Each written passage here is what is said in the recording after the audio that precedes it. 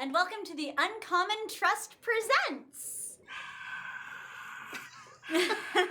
Today I am here with B-Dave, D'Artagnan, and Alcuin, and we are doing a special roundtable episode where we are going to answer some of your questions as well as answer some of each other's questions and probably just crack each other up as much as possible, as is the way. Yes. Why don't we go around real quick and just say who we are? Hey, B-Dave, who are you? Tell us your name. Who are you, B-Dave? I'm feeling very on the spot right now. B-Dave Walters. I do things on a little show called Vampire the Masquerade LA by Night. Write a little comic called Dungeons and Dragons: A Dark and Wish. Just generally try and arrange my life and affairs where I can be as close to Sam as often as possible. Yes. I'm D'Artagnan, and I also want to be close to Sam as often as possible. Thanks, no. This whole crazy experiment was just an elaborate ploy to be around you as often as possible. Speaking of elaborate employees, Alcuin. Hey, I am Alcuin Gersh, Different Elves, on the Twitch and the Twitter. I write games, I run games. I'm looking forward to running some more Numenera with these folks, the Uncommon Trust, pretty soon. Yeah, Alcuin is a little sick and snarfy right now and has been banished into exile of Green Screen Land. And as of this recording, it is Ash and friend of the show, Joseph Limbaugh's wedding anniversary. So congratulations to you two. Happy Congratulations. Yeah, so we are like in neck deep in plot planning our next two live events. Thursday the 16th is Jasper's Game Day, and then Sunday morning the 19th we will be playing at the Descent. Which I think we can make a little announcement now about what. I think we should announce it now. You know what? Would you like to tell the world which characters we're going to be playing at Jasper's Game Day and at the Descent? At the Descent? Yes. It's it was a controversy, really. But we're going to do it though. Yeah. We're going to be playing. We're bringing back Theogony of Kairos. We're playing those fantastic characters that we once. Actually, this is how all of us, well, most of us met. It's how I met these two, or I guess these two wonderful people. Right. It's true. Weird. I gotta go this way. Oh, look at them. Fantastic. Wait, I'm failing my dual wheel check. There it is. I got you both right now. Yeah, right. Movie magic. Mm-hmm.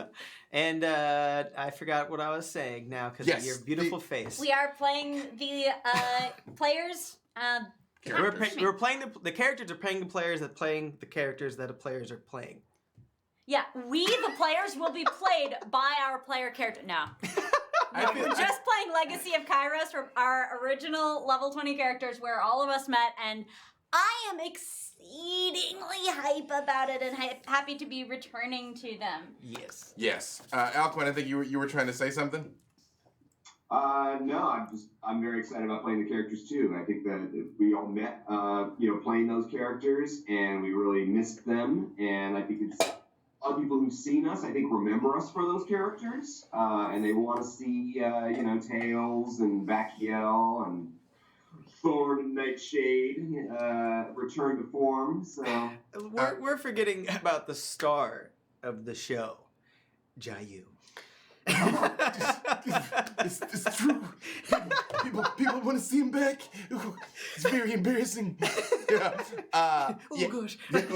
We got together and we played a practice round yesterday to just kind of get back in the swing of things, and it was just so much fun. It was so much fun. I missed his kids. Yeah, it's so much fun. So yeah, we're gonna be bringing those kids back, and probably what's gonna end up happening is those are gonna be our live event characters. We're starting to get invited to do more and more live shows, and it's just that's probably what's going to happen. That's where they're going to be our live event kids. Yeah. So we'll see how it all shakes out. But yeah, definitely glad to be getting back to that world. So full disclosure, this was pre-taped, so we may be in chat right now. Who knows? Is it? Or is it? Inception. Time is a flat circle, honestly. Yes. So we might actually be in chat right now. I don't know. Hello, future people. That is true. And, hi, future D'Artagnan. Hello, past us. Yes. So feel free to interact with us in chat if possible. But we did have some people that were sending some questions. But again, in the midst of just all the prep work of all this stuff coming up, which is honestly quite a lot of work, we just kind of wanted to take some time to hang out, talk with each other, answer some of your questions, talk with you. I have a question for all of you that I will start with Mr. Al Queen and ask him. Okay. What is your earliest tabletop RPG memory? Like, what's the first like game or session memory you have? I was about 10 years old, and I was with my mom and my quite young sister. My mom was teaching at an Arthurian literature conference at the State University of New York in Binghamton, New York. And I went with her on that trip, and it was an interesting thing while she was teaching. I took guitar lessons. I potty trained my sister, who was very young at the time, and I also ran into a bunch of graduate students who were willing to take a 10-year-old and play D&D with them. And they gave me a pre-generated halfling character, which I was ecstatic about because I really loved Hobbit and Lord of the Rings. And that was it. I just remember feeling so valued that these people would these adults, these cool adults, wanted to hang out with me. So Aww. I don't remember anything of the characters that I did, but I soon after that, I would hang out at the hobby shops in the mall or wherever I was living and just read the books. I was standing there, and it made me want to. I don't think I put my own group together until I was about 13 or so, but yeah, it got me hooked immediately. That's fantastic. What about you, D'Artagnan? What's your earliest memory? I don't think mine is as cool as Alquin's. Damn it. None of us are as cool as Alquin. Just divorce it's, yourself of that standard, or you will be forever disappointed. I just constantly live my life trying to be like Alquin, and I don't think I'm ever gonna make it. That's okay. Stop getting haircuts. Bad dreams, young man. Absolutely aspire to different elves. Again, just stop cutting your hair now. There's time. Oh, yeah, there's time. I'm so close. But what is it? What's your earliest role-playing? So technically, I have an early memory of D&D. Technically, playing I guess tabletop games, unless you're counting board. I guess that doesn't really count, huh? Is pretty new for me. For the last I guess 2 years, really, when I met you guys. That was probably one of the first early memories. But I had an earlier memory before that. I was in high school. I was playing football, and I saw people playing D&D in the cafeteria after school and stuff you like that. Nerds. No, actually, I wasn't. I really wanted to see what they were doing. I was super fascinated. I was watching the character because I did theater in school as well, and so I was seeing these people do basically structured improv in these fantastical lands, and I'm like, that's dope. So I went back home to my mom and was like, can we get D&D? I would love to learn this. And instantly, no, it's the devil. What's wrong with you? So didn't deal with D&D or anything of the nature, or even magic cards. I was super obsessed with those. And I would go over to my friend's house and play that as well. But I tried to bring them into my house and instantly was told, not today. And then fast forward to what was it? A year ago, right? Yeah. Oh, about it. Early, Yeah. February last year. Yeah, and then I got really fascinated into the tabletop gaming and met Satine and went into the show of Theogony and met you fantastic people. And I think what really drew me in, I actually don't really know what the whole question was. Was this earliest memory? Earliest memory? Well, I'm going to just keep ranting. I'm going to say this, that what drew me into tabletop gaming and just kind of this community is how welcoming everybody was and how just accepting of just me getting to be me. And that was really cool because I was so used to I had to be a certain way and act a certain, way. And, everybody is looking at you to be this kind of person. And in this community, it's just be whoever you want and pretend to be other people. And I'm like, yes. So, yeah, that's my long explanation. That's we steal faces. That is true. I think for me, I started playing D&D when I was 13, but this was some years before that. I think this was when I was 10, and it was my birthday, and my mom took me to a hobby shop to buy something for my birthday, and I saw the RPG book of Ninjas and Super Spies, Mm. which if you're not familiar, if you Google Ninjas and Super Spies, you'll see it. But on the cover, there is a ninja kicking a dude in the face who's shooting a laser at him, Yeah, right? it pitches itself. Right, yeah. I was like, and sold, right? Yeah. And I remember I took it home and I didn't understand anything.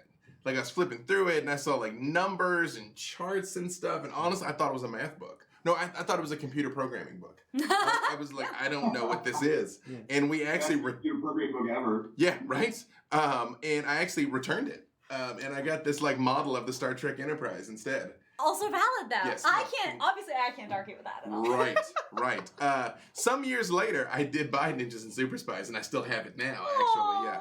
Yeah. Yeah, but yeah, it was an early dodged bullet that like came back around and was like a direct hit later, basically. Oh, I love it. Yeah. I also had a relatively early dodge because I've been playing tabletop role-playing games not quite for 3 years yet, but my first encounter, my earliest memory of them was more than 10 years ago now when I was still in high school and I was about to graduate.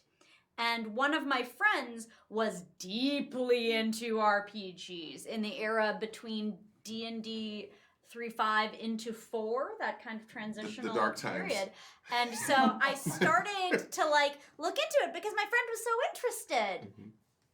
And then it was full of optimization and mechanics and rules. And so I decided that this was too crunchy for me. And I didn't go back to it for 10 years. Right? Too crunchy. Right? And so now, like later in the era of 5e through Crit Roll, I found RPGs again. And honestly, RPGs have changed since then. Those really were a bit too crunchy and intense. I mean, 3.5 was, yeah, it was a lot. It was a lot. It was a very steep learning curve, and it did initially drive me off. I was like, oh, this is not for people like me. And it wasn't until I watched a bunch of actors playing RPGs that I realized, like, oh, this is exactly for me. This was, like, created in a laboratory for me. Mine.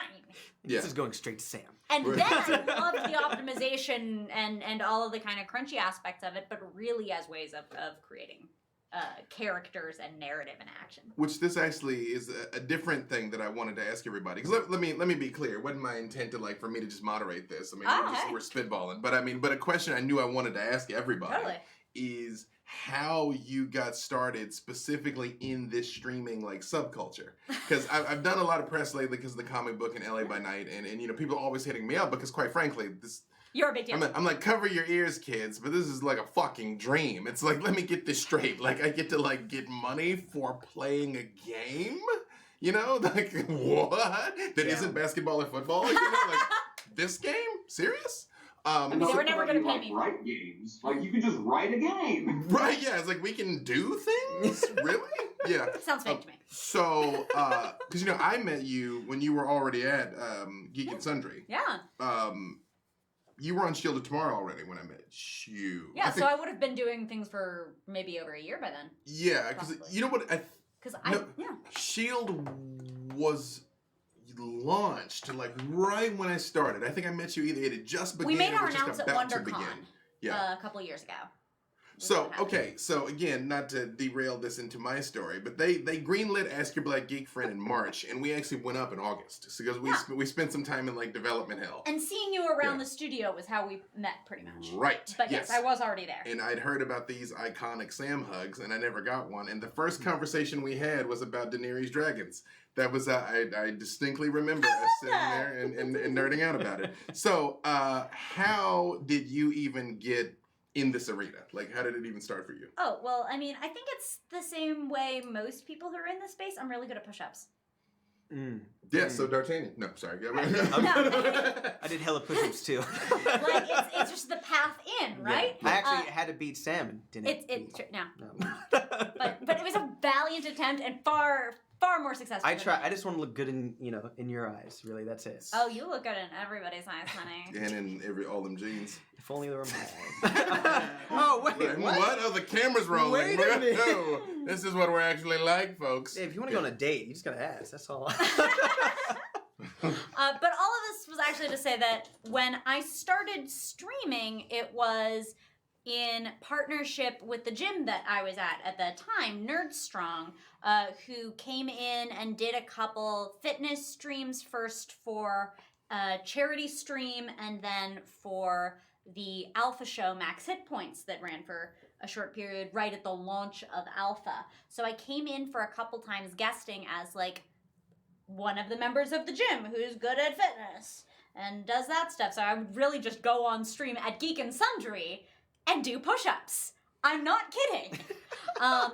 But being there and being in that space, like I got to say hi to Becca Scott and she's like, oh, you should come play a game sometime. And so I did that. And so it was just being back in that space repeatedly and meeting people and talking to people that I managed to do a couple of these things.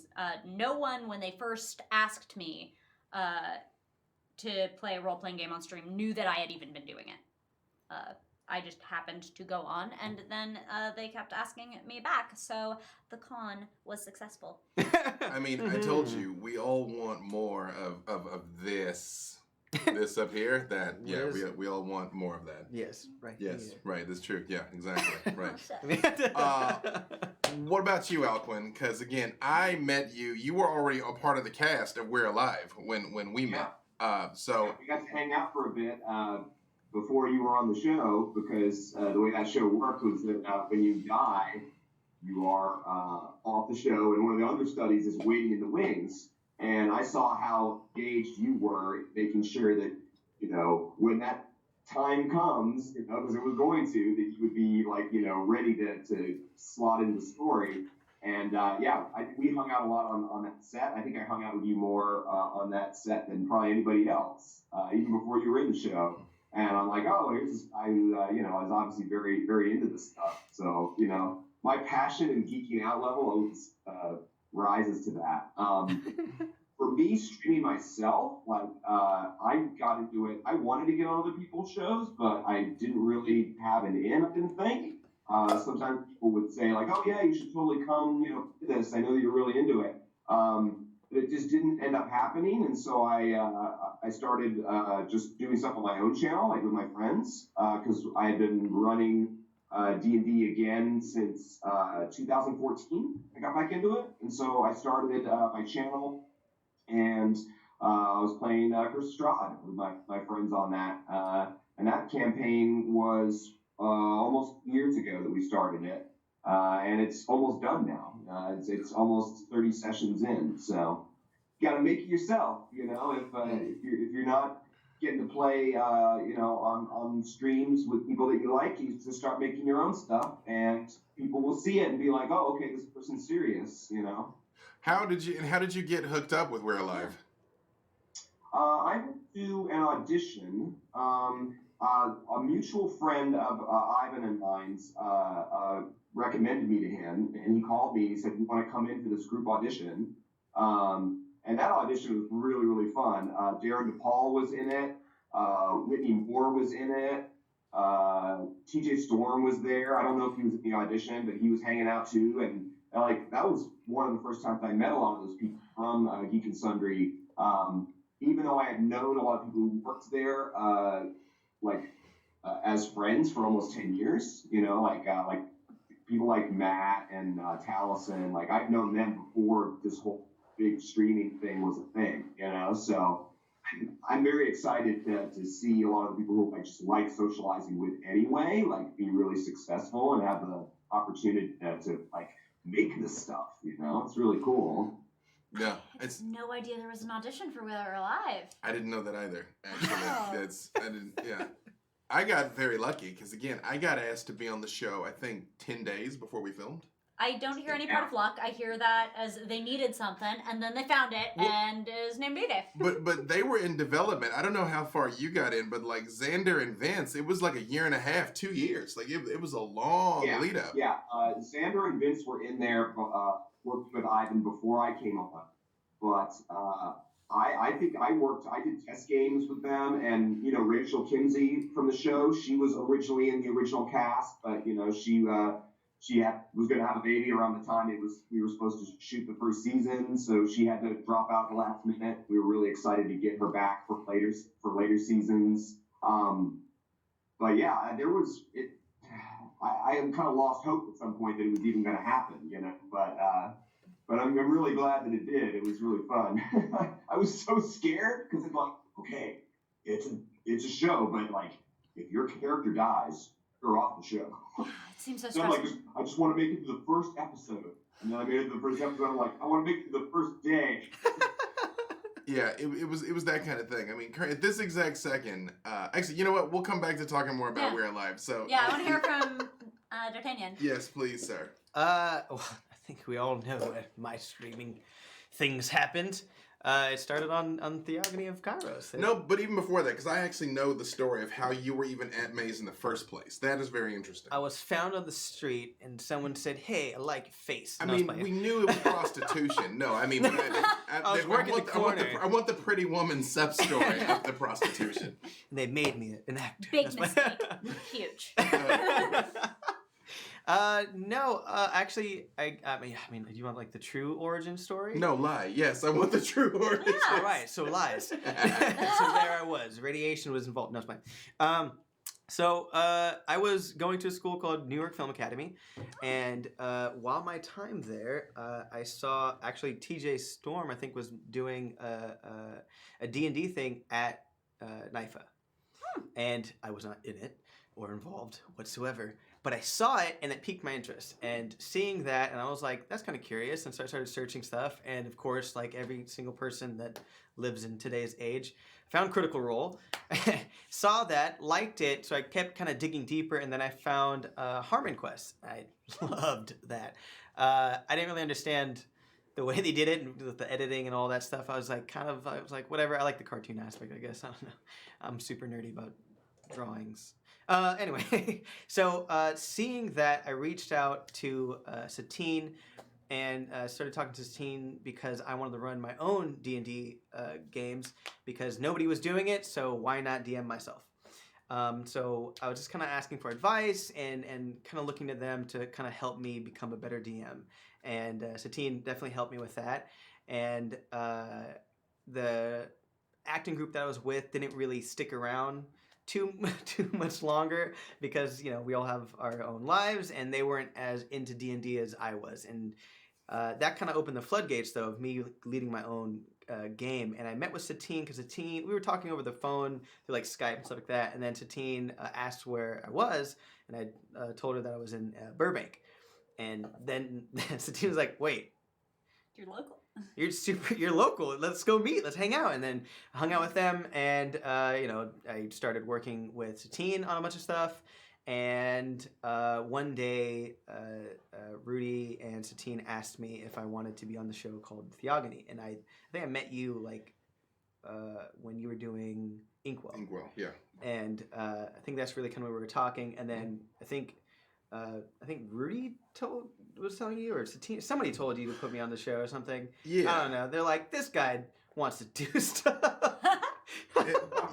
It's when I knew the pitch process of Theogonies, I knew I wanted to do a high level show, and I knew I wanted Sam and Alcuin, and literally that was all I had. Yeah. I was like, those were my data points. And that was enough to get me on board. Yeah. Like, Yeah. oh, I'm doing a 20th level thing, and I'm doing it with B-Dave. Yes. Yep. It was it was the most instant yes I think I've ever. This is, first of all, Yeah. thank you, and thank you. It's like every like. Now you understand where that gesture comes from. There it is. During that conversation, I was talking to Rudy and Satine, and we started kicking around names, and they were like, well, D'Artagnan wants to do some streaming stuff, and I was like, cool, because I wanted 6 players. They wanted me to have 4. Mm-hmm. So we kept arguing and haggling and came down on 5. Yeah. And they were like, well, D'Artagnan wants to do some streaming stuff, and I was like, cool. And they were like, do you know Ash Minnick? And I was like, no. And they were like, Ash is great. And I was like, cool. If she, Yeah. so like literally that was the conversation. I didn't know that about Ash at all. Yeah. Amazing. Yeah, I didn't. Well, because Ash had done things at Geek and Sundry, just our paths had never crossed. Yeah, I had never met Ash before Theogony Eve. Yeah, Yeah. same. Yeah. Same. I Yeah. cannot imagine life without Ash Minnick. An ashless existence. Yeah, right. Yeah, but that was how it all happened. Which I give this rant like every time I do an interview or something, and I have to say it now because this is all completely relevant. If you notice, there's 2 through lines in all of our stories, even though I know I didn't tell mine yet, but you probably heard it anyway. The 2 through lines are, one, all of us were pushing doing our own things because we were like, if I can't find it, I'm just gonna do it. And all of us got a hookup from someone we knew. Yeah. Yeah. It's like you gotta be in motion and let people see that you're in motion. Like let people know that that's your ambition and your goal. And it's easier to get people brought in. Because I mean, now that I'm finally getting to do some television stuff, it's literally the same thing, man. People are like, oh, we need a cameraman. I know a cameraman. Like, what's his name? Joe. Kind of had a bad experience with Joe. How about Carl? Carl's cool. Cool. Carl. Yeah. That's it. Yeah. It's really how it works. I mean, it's the entire thing. Yeah. Just like show up, be cool, and do a good job. Yeah. And that's that's kind of the equation. Yeah, be available, be good to work with, be talented, at least 2, and you will book consistently. 100%. In whatever it is that you're trying to do. Well, I will try and give the micro version of my story because when I That's like normal size proportions. to I'm gonna anyone give the else. Sam size version of my story though. So like right. So the perfect size. Right. So I met Damien Poitier on the set of a movie years ago. I actually had done one movie before, but it's awful and we do not speak of it. But he and I met on the set You were of the on movie. Green Lantern. Dude, Green Lantern was Academy Award winning compared to the movie we were on. Oh, damn. Which I will say this. That's So saying a lot. we were both doing stunts. We both had alien makeup, and he's a professional stunt. Oh, there it is. We're guaranteed ratings. Who is this? Who's showing up? This is Sigurd, my youngest feline son. Hello. It's true. Hello. Guaranteed. Oh, he's like, no. Yeah. No autographs. Yeah. Nice town. So I met Damien on a movie set again years ago, and he is a professional stuntman and actor. But we had this alien makeup on that made us indistinguishable. So it was just random big aliens. So they kept grabbing me to do stunts that he was supposed to do. Yeah. Oh no. So, which I had no background in stunts, but I'd done martial arts, Right, so it's yeah, like, yeah. fight this Move your dude. body. Yeah, like he's gonna jump on your back and throw him off and shoot him. I'm Yeah. like, can do, Yeah. right? So, Another factor, saying yes to things. 100%. Yes, and yeah. So that was how he and I met and just became friends. We got along. It's the same thing, when you're on set, you have a lot of downtime, and we were just jaw-jacking, and we connected. So stayed friends after that. I introduced him to Jason Charles Miller because Jason Charles Miller is actually the first person I met in Los Angeles. He's adamant that he's the first person I met because he actually came to Arkansas, and we met in Arkansas before I came to LA. So JCM is my first LA connection. So I introduced the two of them. Jason did some work with Felicia Day on Assorted Things, and that's how he got plugged into Geek and Sundry because this was back when it was still her thing. Yep. And he got Damien in to do Signal Boost. Oh, nice. Yes. Oh. Which back in those days, I was still working a full-time job, and honestly, I will say on the inside, minor heartburn that I was like, no, nobody called me though. That's cool, right? Yeah. Also a feature of working in this town and being in streaming spaces. You won't be called for things and you might have feelings about it. Right, yeah, it's just like, meh, okay, all right. I didn't say anything, all intent. but on the inside, I was like, that's cool. You guys know each other because of me, but whatever. Yeah, great. Not a big deal. It's whatever. Yeah. So then they did Foreververse, and they did all that stuff, and then Damien called me one day. Again, this would have been March 2017 now. 17, Yeah, yeah. 2017. And he's like, I got an idea for a show. He called me on a Wednesday. I'll never forget this. He's like, I got an idea about a show called Ask Your Black Geek Friend. It'll be like a multicultural geek out show. And I was like, I literally like the Flash. I was like, stop right there. I'm in. I'm like, I'll do it. Let's go. He hit up Geek and Sundry. Ben McShane greenlit it because we did it for public access. My good son. So we went in, so we called on Wednesday, we went in that Saturday, we shot the public access version of it, and then Monday they said they wanted it. But so in March they said yes, but again we actually went up in August. Yeah. Because reasons. And we did that show for a while, and I knew I wanted, and I was very intentional about the fact that I was like we were just saying, I was like, I'm going to show up, I'm going to be easy to work with, I'm going to do a good job, you know, so I can get more things. Ended up, Satine and Rudy put out their D&D supplement, and I hyped that on Ask Your Black Geek Friend, and I made sure that Satine knew I hyped it. And she invited me to play on the Chair D20 game that year, which was the Vampire One-Shot, which was where I met Jason. So that Vampire One-Shot was the first time I'd ever played on stream ever. And I went in. I did the costume, I did the voice, I did all of it. I was like, let's go. Out of that came Inkwell, and then We're Alive, and then Theogony, and then blah, you know, That's what happened. Stu the Gangrel. Was that the one where I loaned you my dice? Where I loaned everybody my dice? Were they all 10-sided dice? Yes. Then probably. I mean, because there was that Chair D20 game. This is the one. I've only done one, so yeah. If it's the Ghoul Iranian, yeah. Yeah. Everyone at that table had my dice. Well, I appreciate it. Thank you. Because I had come from Vast RPG, which is not necessarily the storyteller system that Vampire or the other World of Darkness or Chronicles of Darkness is built on, but like Vast licked that system. I guess is about like the level of relationship. They're not the same, but like Success it licked.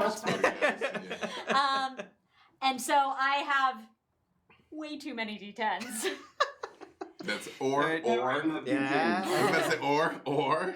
Or exactly enough, because when I needed to supply a 200 D10 to a table, I just sort of brought them with me because I figured people might need them because I heard there was a vampire game that day. So I played my D&D game with my normal polyhedral dice, and I just happened to have a bag that you could bludgeon someone to death with, of like maybe half my dice. Perfect. You were there from the very beginning. Oh, yay! Good. You know, another thing that's funny, Alcoin, I think I've told you this, that We're Alive. It just so happens, the very first day I set foot in the Geek and Sundry Studios is a fairly popular gif of Erica jumps up and flips the table over, and just like Goldie just sits there like surprised. Yeah. So I was there for that. Like I walked into the room right before they did that, and I was like, "Who are these people, and what is this place?" Accurate instruction. Yeah, and I didn't realize until much later Vince was there.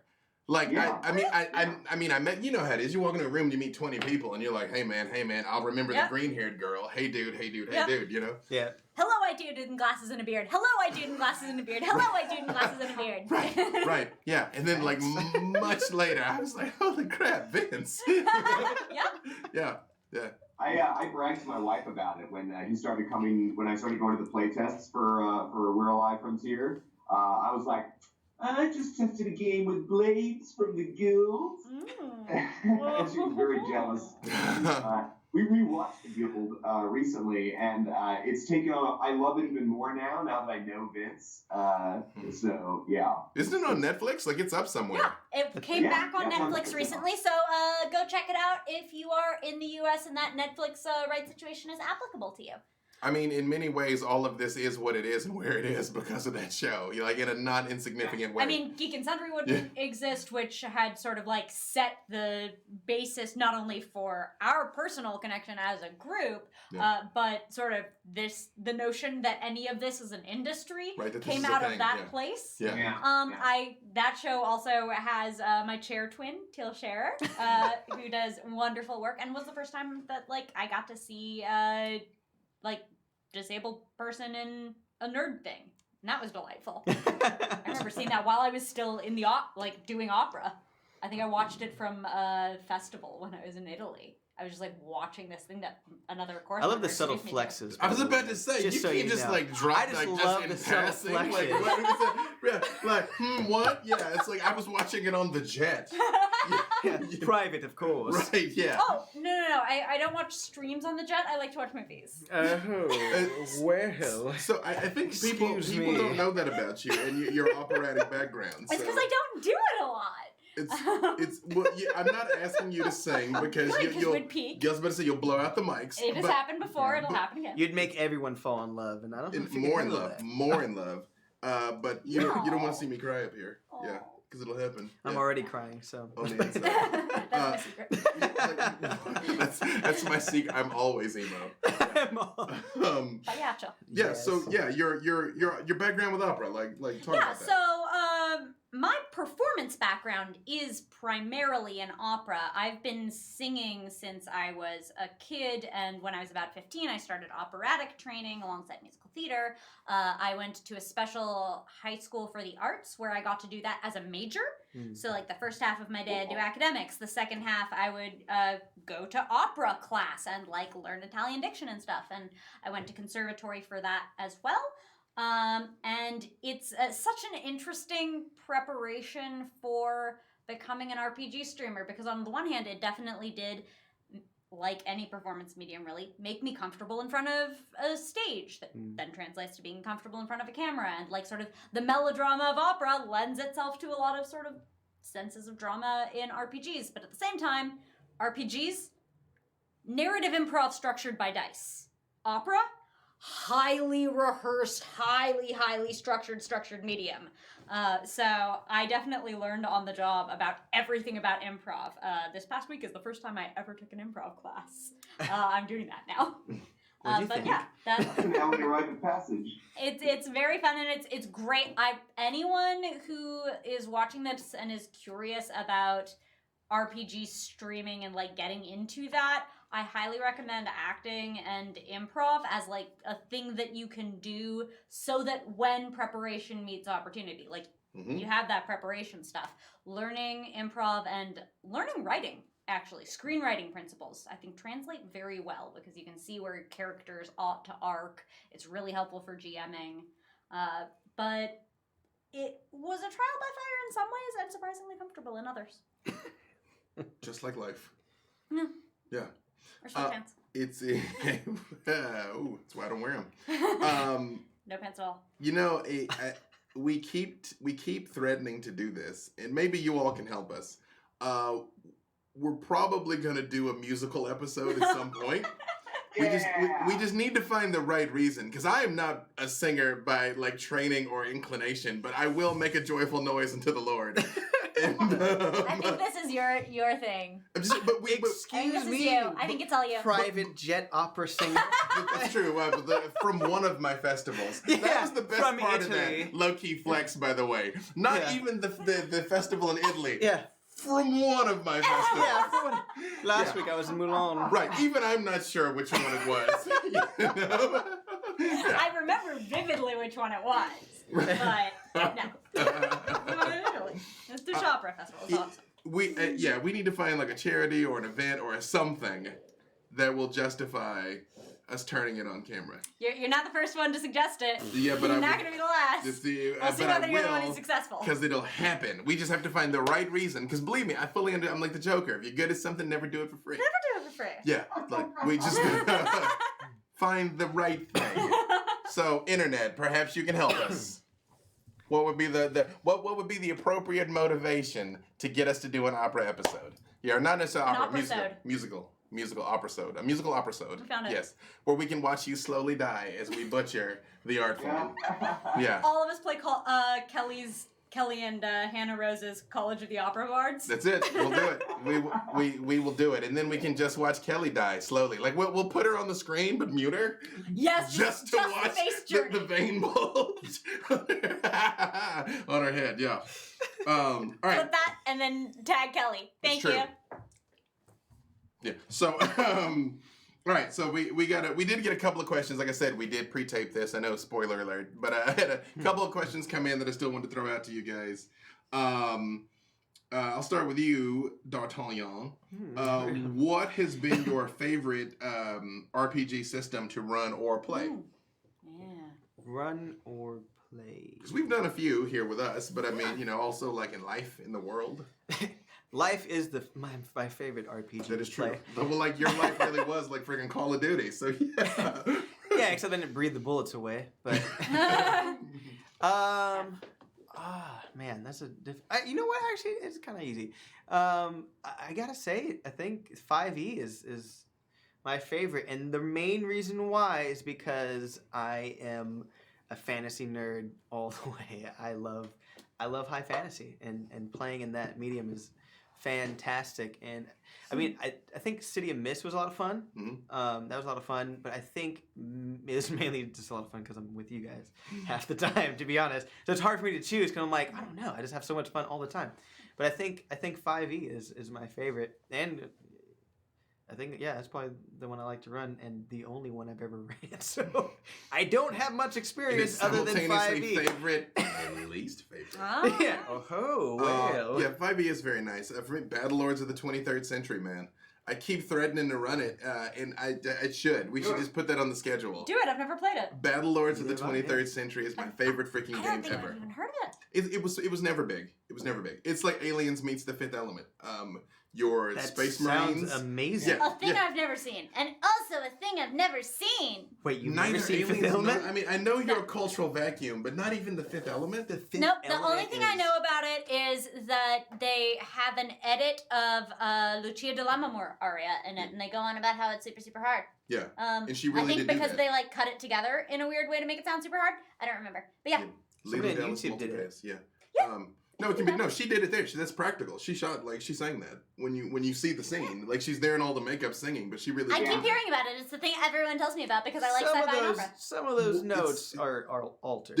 No, she There's- did that. Like she No, really they're not, did. They're not shifted or anything. Yeah, no, she She's really did actually that. doing that. Opera singers can do some absolutely absurd stuff. Not this one. Yeah. I'm a soprano, but I was afraid of heights, Right. which is not how soprano's supposed to work. But like plenty of people who aren't afraid of heights can do some real ledger line nonsense. Yeah, you should watch the making of I'm because gonna, they I'm really definitely going to. well because they really were like we'll stitch it together. Don't worry about it. And she literally was like, hold my beer. I can do I this. got this. Yeah. Yep, that sounds Right. like a color Tura. Yeah. So Battle Lords of the 23rd Century? Yes, favorite game. And yeah, that and we should run it, and it's really great. And all of my so like down. cultural references you won't get, but you're space mercenaries. It's your job to go adventure. And what your experience points, you're increasing your skills, but you literally draw a paycheck. And as you like increase in rank, you make more money, and you buy better weapons and bigger guns, and get sent on more dangerous missions. But I And already have. that's those that you got a permit for those guns. Yeah. What about you, Alcuin? Let's see. I think, favorites that we've done together, I'd probably say running Ring Web was really interesting for me. Ooh, Yeah, like Mhm. Numenera, Yeah. Cypher system. It was fun, really fun to play with y'all. It was the first time I'd actually ever run it. I hadn't played with anybody before. I just read the books and really, really liked it, and I thought it was a cool opportunity. Sam was very helpful as a veteran of the Cypher system with all the stuff that they do with Eric, so it was cool to have people on board who could help with that. That's the ones we've done together. I think that's probably my favorite system. I mean, I love 5e, but I'm not going to duplicate what y'all have already said about 5e. I think please 5e is do. really great for how inclusive it is. It's getting like new players into the game. So I like that. I like that it doesn't. People don't bounce off of it for it being too, not only like too crunchy, but also having some kind of retrograde kind of ideas in it about people and how they should be treated and that kind of stuff. So yeah, 5e is great. Historically, other systems I've loved a lot. You're talking about Ninjas and Super Spies earlier. My equivalent for that was the Teenage Mutant Ninja Turtles RPG that Palladium did back in the day. Yep. Oh, I heard some wacky stuff came out of Palladium. Oh, the stories are true. Yeah. Yeah, that had such cool rules for making your character because you could choose like how much of an animal, what animal parts you were made from, and like whether that happened in a science accident or rules for psychic powers and bananas. cyborg modifications. It's Palladium, so like they've done stuff like rifts and all that, but I felt the Ninja Turtles game, not only because I loved the original Ninja Turtle comics so much, like the Eastman and Laird Turtles were just what got me into that book, but it was kind of like I bounced off of some of the other Palladium stuff like riffs because it was kind of too complicated and it was too kitchen sink as far as you could do anything. Yeah. A lot of power Ninja creep. Turtles gave it enough of a focus that you could play shapeshifters, cyborgs, I mean, it was like you could play Rocket Raccoon in that, like if you wanted to, kind of before he was a thing. So that one I loved a lot. I also liked some of the other World of Darkness titles that weren't quite as popular, like Wraith the Oblivion, Mage the Ascension, Dark Ages Vampire. But yeah, I mean, there have been a lot of systems where I don't even get to run them, but like I just like reading books. Yep. So Yeah, I have so many base books. Yeah. So many base books. Vampire the Dark Ages is actually my favorite World of Darkness game ever. I've never I read think it. it's mine too. Dark yeah. Ages is my favorite, man. It's my favorite. I mean, it's the same. It's mechanically it's the same principle, but it's just it's the 17th century I mean, or it's all 15th century. They added new stuff in it, like a lot of the sort of palace intrigue, sort of courtly social combat kind of stuff. They added a lot of new things in that version of it that weren't in the Masquerade. Yeah. Because they can keep it, because otherwise it's just really brutal. If Dark Ages Vampire, you think vampires are powerful, in the contemporary world. Back then, it's like they're almost untouchable. If you're a peasant, you're having a bad time. I mean, consent's implied. Consent's implied. Yes. You're gonna make me lose my train of thought. How about you, Sam? Okay, so let's see. Favorite system is the question. Yeah, thank you for the reminder. Because I've played a lot lately. I do enjoy some of the systems that I've been reading lately. Because part of what my job is now is to read a lot of systems. And so I've been enjoying reading some of the World of Darkness systems, even though I haven't really gotten to play anything like Vampire yet. I've been reading 2nd edition Changeling the Lost, and it is... I can't imagine why you might suddenly be getting like a lot of Changeling thrown at you, with a certain aficionado that we all know. Oh, I mean, who do you think got into that? That was me. That was me. No, they already really loved Changeling from back in the day. Wait, different... We were talking about different people then. Oh, I guess we are talking about Yeah, we have different multiple aficionati. I'm talking about Eric. No, Eric loved Changeling from back in the day. Dreaming. Right. Yeah. I got him into Changeling Lost. So, for those of you who don't know, there are the World of Darkness and the Chronicles of Darkness, and they have their own publication history. And so there are some games that have the same central conceit or same supernatural figures that in those two series are handled somewhat differently. So on one side you'll have Vampire the Masquerade, on the other you'll have Vampire the Requiem. And they have a little bit of a different feel to them. Likewise, there is Changeling the Dreaming, and there's Changeling the Lost. And the emphases of both of those games are different, where one is about recapturing a lost magic and the dreaming in the world. Changeling the Lost is a much darker take on Fairy and Arcadia and the Fae, and you play characters who were abducted and fought their way back to the mundane world in Changeling the Lost. Where Eric has been a fan of Changeling the Dreaming for a very long time, I, because he mentioned it, looked up both of the Changelings, fell in love with Changeling the Lost, and Ty I locked him in his house and made him read it, and now he loves it too. I was gonna say because that's what that system needed. That's what the World of Darkness needed, was to be darker. Well, and exactly the reason why I love Changeling the Lost so much, and why I love it in a way that Dreaming hasn't quite captured me, is because I see Changeling the Lost as being so fundamentally optimistic. The players you play, the characters you play survived Arcadia. They got out. It's they're all traumatized by the things that happened, but it's a story about healing and recovery and like, we're gonna be all right.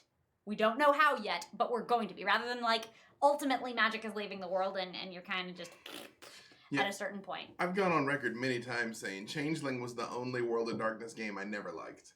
Like, I need to revisit it as an adult. 2E is pretty great. There's also real good stuff coming out of Geist these days. That is another title from the Chronicles of Darkness that I'm super into. So, like, Honest Path is doing really great stuff. Let's see. I also... Everything that system touches, because I was about to bring up Vast again, which licked the storyteller system at some point, and is hideously broken. but it turns out broken games can actually be very fun, and rolling just 40 dice is a physically satisfying act. When you get to roll a pitcher of dice. Right, I couldn't. By the past season 2 finale, I couldn't fit them all in my hands. Yep. I couldn't fit them. They're small hands, but they're a lot of dice. No. Yeah, those are some of the ones that I would call out these days. But of the games we've played, no question, Hillfolk. That was so cool. It was nothing like other games that I've played in other contexts. That is true. And it has so many cool elements that I look forward to just cannibalizing into other games. Like, the Session Zero structure of it is great. The ways that it focuses on character and conflict in scenes are super great and good things to keep in mind. To some extent, a lot of them are basic improv and acting and writing principles, but it's really helpful to be reminded of them. And also, we just did great things and murdered Sigurd, but not the cute cat Sigurd. What? It's true. It's true. Yeah, I agree. There were so many things after we did Hillfolk where I was like, I'm going to apply some of this over the top of every other game I play. You just smear it on there. I don't have an acting background or screenwriting or any of that sort of stuff. So to me, it was like the first time seeing a lot of these principles, which I think people who are having a good time playing story games are doing. But to see them like outlined as far as like, you want to make sure that there's a conflict, that you have something that you want from the other person in the scene, but what's the reason they can't give it to you? And like so many of those things were just really, they're going to affect every game I run from now on. Even like really basic kind of dungeon crawl or other sort of games that some people don't really think need that, but I think that if you even a little bit of it goes a long way to just really elevating whatever you're doing. Yeah, that's what makes those things come to life. Like I tell people this when they hit me up about DMing is if you're dealing with a creature that has an intelligence, period, of above 8, give them a motivation. Yeah. You know what I mean? Like there's not like I am an orc and therefore I'm your enemy. It's like, What do they want? Yeah, what do they want? Why are they doing this? I mean, it could be I want to kill you because glory. Yeah. But glory's a reason. Glory is a reason. Yeah, Blah. Yeah. It's the only real reason, honestly. Yeah. Yeah, like you'll breathe a lot of extra life into it, which again in Theogony is why we spend so much time at level 0, because we had to make these other like characters and situations matter. Because once you're time-stopping gods, like there's no time to be like, so let's talk about what's important to the baker. Yeah, that's right. Yeah, you're like, or now he's an octopus. That baker was incredibly important, as was his daughter. Hi, Becca. Shout out to Hans, our homie who ain't here. Yeah, right. You better. Yeah. This is one specifically for you, Sam. This was, do you have any favorite new ships for you or your friends' characters lately? What in your mind makes a really fun, good, or exciting ship? Sends a toast to the Pippa of shipping. The Pippa Shippa. Got it. Lovely question. I think some of that is probably slightly targeted at New Pantheon, which premiered last night as of this recording on Saving Throw Show, and is a Scion game that I am playing with Stephen Pope, as well as Eric Reichert, Cohen Edenfield, and a friend of the pod, Aki. And so, yes, I see you. You guys are Shepard. And there are, there's only so many ships my friends are doing that I can talk about that aren't spoilers for those shows, and not everyone who's watching this is caught up on that. Most of you know the good word of Grip Beady Punk. If you don't, watch Callisto 6. There's good ships in it, and you know exactly what that is. But the fundamental question there of what makes a good ship is a great and important one, and one I think about a lot when I consider shipping, because it is like any other character relationship. You want their dynamic to reveal and elevate something about both characters. That the fact that these two interact matters and changes them in a meaningful way, ideally in a way that coheres with other themes in their arc. So to step back and use a ship that I used before.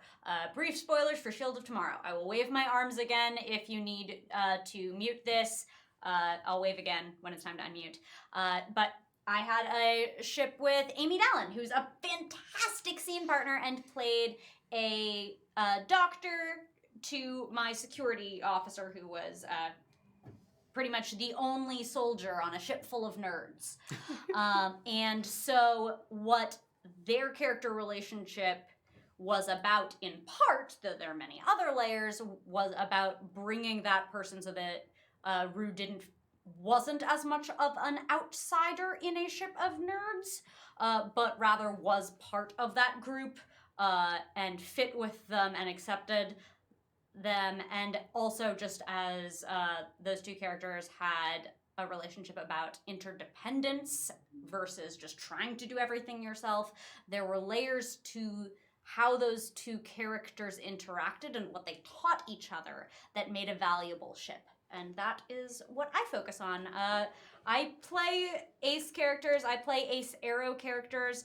Not everything needs to be shipped, and a lot of the things you can get from shipping, you can also find from other non-romantic, platonic character dynamics.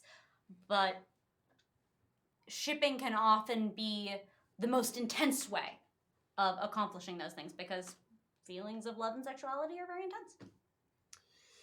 True. I mean, I'm having trouble sitting here right now. There's a lot happening in this room. I mean, we've been playing is. footsie for like the last half hour. So. Just saying, it's a good reason. It's a good thing that Alcuin is actually remote today. Yeah, 'cause it's too much. That would be too much pretty if you were also here. It's too much. Too much yeah, energy. Right. We'd short out the mics. Yeah. Another question we got, and I'll start with you here, D'Artagnan. Do you have any RPG characters that you'd wish you'd play differently? And if so, why? All of them. You're like, better? That's how we've done it. Better. No. Any differently, and if so, why? That's a difficult question because I feel like just as an artist in general or like an entertainer, everything you do, you're like, well, I wish I could have done that better. Nothing's perfect. Nothing is what you want. And Seems perfect in what I want. Well. This really is just make Sam blush. You were unwise to lower your defenses. I waited for 1 minute. I was like, D'Artagnan's speaking. I'm safe. No, I even turned my back. You see how I lull you into a false sense of security? It worked. Boom. It worked. I'm blushing now. Okay. You go back to saying words. Say words now. Well, I mean, I do agree, but no, I mean, all my I think for me, because I think I'm the newbie out of everybody via streaming wise. Actually out of everything, but I'm the youngest too, aren't I? Oh, but just a bit, isn't it? Yeah, I think we're roughly the same. Yeah, I'm 12.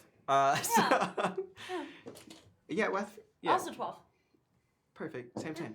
It's like I'm not even a current same. multiple of 12. Yeah, no, right. No, I think I mean, I feel like Vakiel is the one that I want to do differently, mainly because I mean I can't do it differently now. It's done now. kind of keep going that way. But I think my problem always comes with it's hard for me to stay in scenes with everyone because I just love all of you so much and I have such a good time and I'll get into I'll break out of character and laugh or say something and I'm like, God damn it. Yeah. I didn't want to do that. Yeah. And then I forget. So that's something I think I'm going to be constantly working on becoming better at. But I mean, no, I mean, I love all my characters and I think. Also love all your characters. Yay! Well, they're all in love with you. I mean, love you. Speaking of ships, Sam Plus. That's the ship. There you go. There you have it. It's modular. You know, it's like the Lego movie.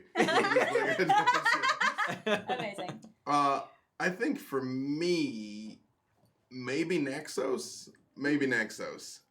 Because I realized I was hitting this. I hit this trend of face characters who were primarily talkers, who ultimately ended up trying to rescue people that didn't appreciate the effort they were exerting. Yeah. You have a type.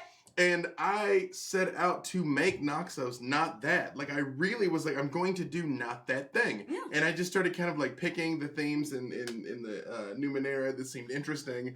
And then I kind of got, and it was done. And I was like, God damn it, he's a bard.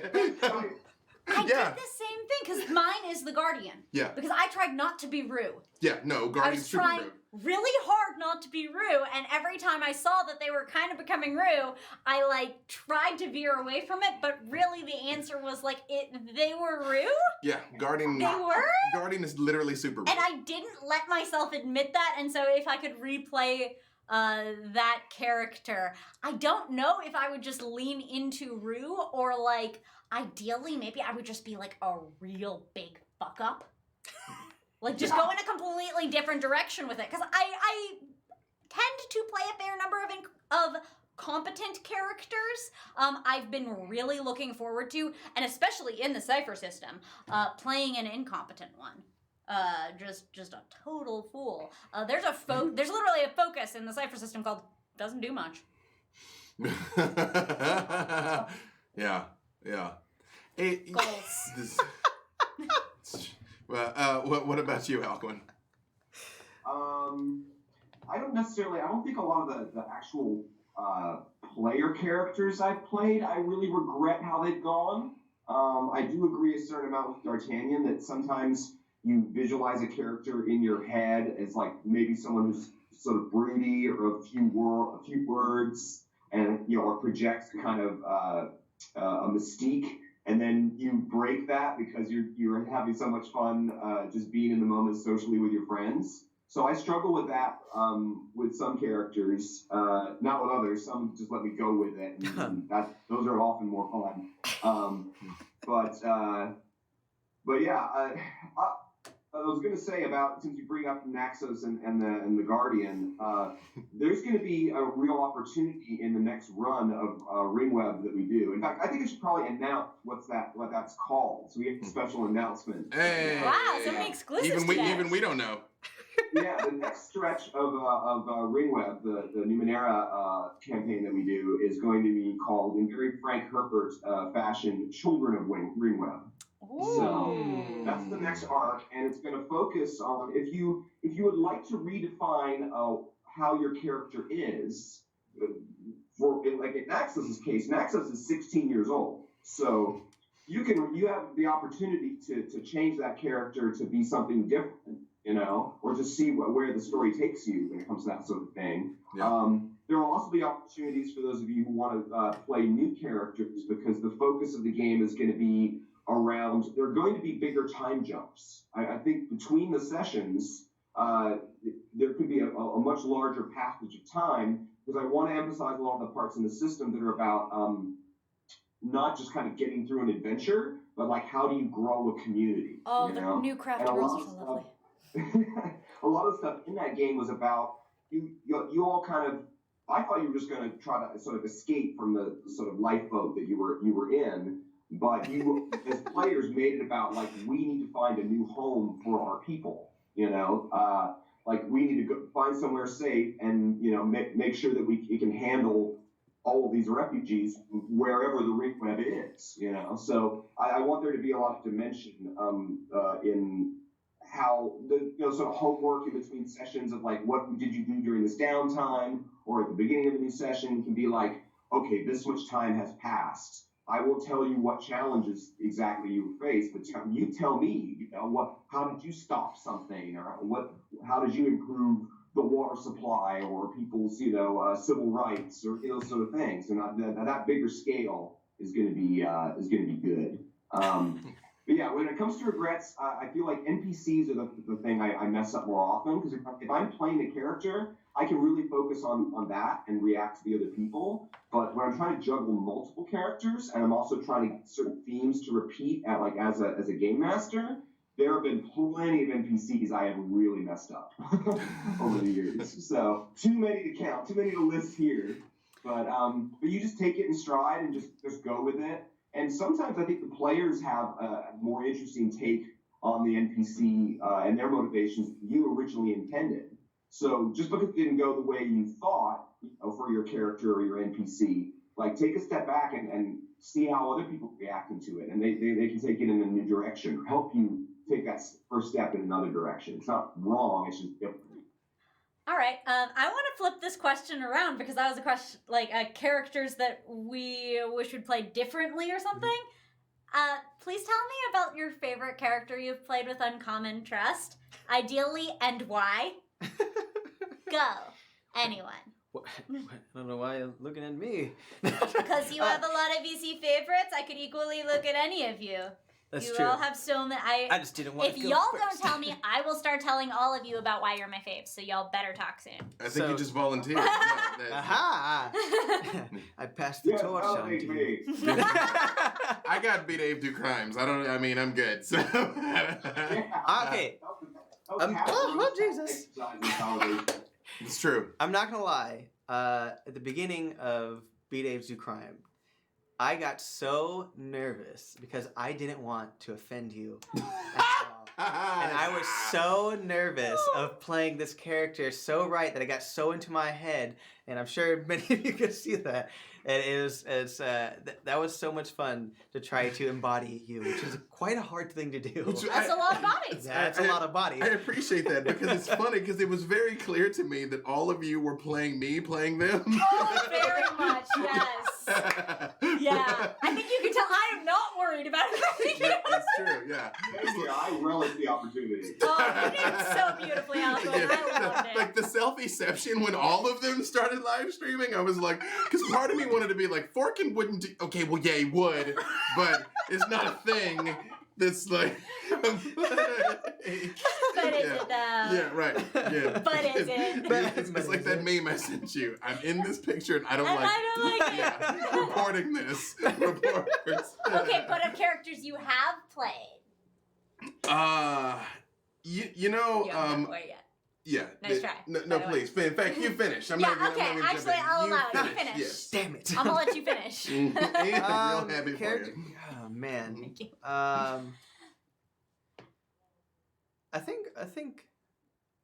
mean, I've said Vacuole so many freaking times, but That's fine. he's probably obviously like one of my favorites, just because he was the character that I got to meet all of you. I didn't actually meet you as me. I met you as Vacuole, and That's so weird. I think that was also Alcuin. Yep. Oh my God, I had so much fun with you the very, very first time that we all played together. It was instant chemistry, and I felt like we instantly knew what to do. Oh my God, that was so much fun. I don't mean to interrupt, but I have to tell you. So we did do a playtest game, and it was the three of you. Yeah, because was that Ash wasn't there for it? No, you weren't there. Ash I was wasn't there. Oh, you Ash was there. It was Ash, Alcuin, me, and you. Oh yeah. Oh yeah. You weren't even there for that when we played the first episode. No, we thought that you might have arrived, but Right. it was a travel thing. Right. Yeah, I was either You were on texting tour us. or I was like super far away. Yeah, we thought you might have gotten there in time. You didn't. Well, I just Yeah, said well, that this thanks. this Help one, me out. this one thing. Hardcore. This You one were busy being important. But it's very on brand I though. was in Italy. It is very I was on saying Italia. I was in Italia. Yeah, right. Well, we don't know that you weren't in Italia. Though, Yeah. I was on my private jet, no big Exactly. deal. No, the Wi-Fi was spotty. And I will say, so we did do a test game Yeah. for Theogony first. And I will never forget this because I had them wake up and they're just kind of unconscious in this place. And I'd originally intended for the game to be pretty hardcore. I really had. Like, I mean, just, all that. It's what I thought the game was going to be. And I had them wake up and Thorn wakes up because a dinosaur is literally like chewing on his foot. He thinks he's a corpse. I won't say any more than this because we may actually run this campaign at some point. But woke up and a dinosaur is chewing on his corpse. And I knew this was a level 20 character. So I fully expected like disintegrate, like with boom. And Alcuin starts berating the dinosaur. That was literally the first word said in the tone. first game of the first table. First time I was meeting him as well. And I distinctly remember thinking, oh, so this is that game. Yeah. Oh, okay. like literally right then. Yeah. Oh, I was taking pot shots out of a rope trick. The whole thing was ridiculous. Yeah. I was like, so there were those people. Yeah, we're those guys. Yeah. Oh, okay, great. Yeah, then wow, just okay. Yeah. But we were gonna let you finish. Nice try Please again. do. Yeah. Yes, please do. We got Samception there. You came over so far, you were in the boat. I think, well, yeah, that was obviously that's mainly, it has just so much emotional value, I think, attached to it. Because obviously, yeah, you guys. But I think I also had a lot of fun with Mr. Kangaroo.